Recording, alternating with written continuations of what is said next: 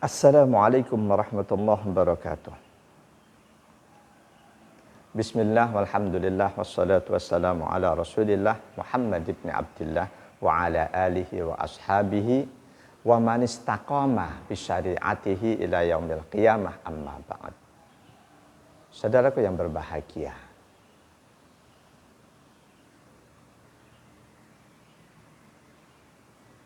syirik yang merupakan dosa terbesar adalah menyekutukan Allah, menduakan Allah. Menyembah Allah sekaligus menyembah Tuhan-Tuhan yang lain. Dan syirik seperti ini insya Allah sudah tidak dilakukan oleh umat Islam.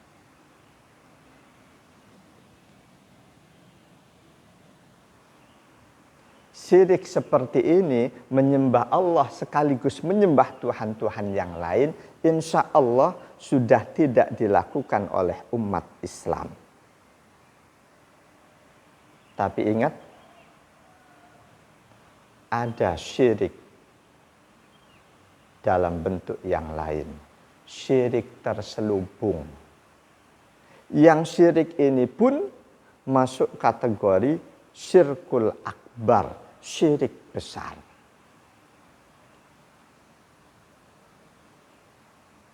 Di surah At-Taubah ayat 31.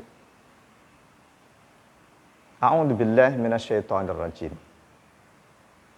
Ittakhadhu ahbarahum wa ruhbanahum min dunillah. Al-ayat. Mereka umat Yahudi, umat Nasrani menjadikan rahib-rahib mereka, para ulama mereka, para pendeta mereka sebagai Tuhan selain Allah.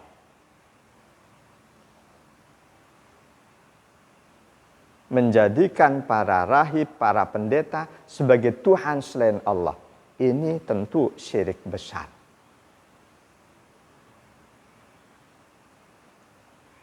Ada kisah di mana ayat ini dibantah oleh seorang sahabat Nabi. Sahabat ini sebelumnya seorang pendeta Nasrani. An Adi bin Hatim radhiyallahu anhu qala ataitu Nabiyya sallallahu alaihi wasallam wa fi unuki salibun min dahabin. Faqala ya Adi itrah anka hadal wasan. Itrah anka hadal wasan. Fasami'tuhu yaqra'u fi surati bara'atin. Ittakhadhu ahbarahum wa ruhbanahum min dunillah. Qala ama innahum lam yakunu ya'budunahum walakinnahum kanu idza ahallu lahum syai'an istahalluhu wa idza harramu lahum syai'an harramuhu. Ini hadis riwayat Imam At-Tirmidzi, hadisnya hasan, dihasankan pula oleh Syekh Nasiruddin Al-Albani. Kata sahabat Adi bin Hatim, beliau seorang sahabat yang sebelumnya pendeta Nasrani. Kata sahabat Adi bin Hatim radhiyallahu an, aku mendatangi Nabi sallallahu alaihi wasallam. Pada saat itu di leherku masih tergantung salib terbuat dari emas. Ini Adi bin Hatim sudah masuk Islam, menjadi sahabat Rasul, menghadap Rasul, di leher beliau tergantung salib terbuat dari emas. Rasul perhatikan sahabatnya ini, seraya Rasul bersabda, itrah anka hadal wasan. Wahai Adi, buang berhala yang ada di lehermu itu. Lemparkan berhala yang ada di lehermu itu. Kata sahabat Adi bin Hatim, Saat itu aku dengar Rasul membaca ayat yang ada di surah Bara'ah, surah At-Taubah ayat 31. Ittakhadhu ahbarahum wa ruhbanahum min dunillah. Mereka orang-orang Yahudi Nasrani menjadikan alim ulama mereka, pendeta-pendeta mereka sebagai Tuhan selain Allah. Oleh sahabat Adi bin Hatim dibantah, ya Rasulullah, kami tidak pernah menuhankan mereka kok. Kami tidak pernah menyembah mereka kok. Apa penjelasan Rasul?